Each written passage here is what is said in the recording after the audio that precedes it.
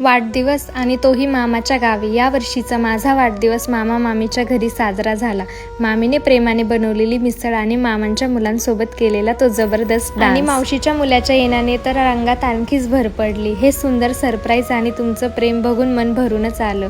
खरंच फॅमिली सोबत असली की प्रत्येक सण हा वाटतो ना. नात्याच्या ओढ आणि प्रेमाचा ओलावा मामा मामीच्या घरी मिळाला आनंदाचा ठेवा. मिसळचा बेत आणि डान्सचा तो थाट, वाढदिवसाने दिली सुखाची नवी वाट. इतकं छान वाटतंय की शब्दात सांगताच येत नाही.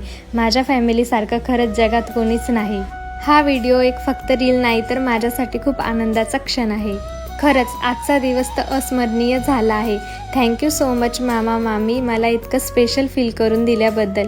माझ्यासाठी हे सेलिब्रेशन नाही तर आयुष्यभर जपून ठेवावी अशी एक गोड आठवण आहे. माझ्या छोट्या बहिणीने इवलूशा हाताने बनवलेले ग्रीटिंग कार्ड डोळ्यात टिपण्या इतकं नाही पण आयुष्यातल्या आठवणींच्या भंडाऱ्यामध्ये जपून ठेवण्यासारखं तर नक्कीच आहे.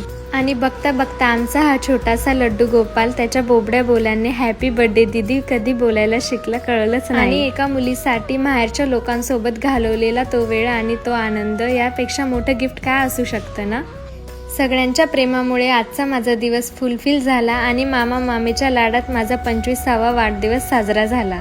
आणि आयुष्यामध्ये खूप कमी लोकांना असं मामा मामीचं प्रेम भेटत असतं. थँक्यू सो मच मामा मामी आणि माझे छोटेसे भावंड. लव यू.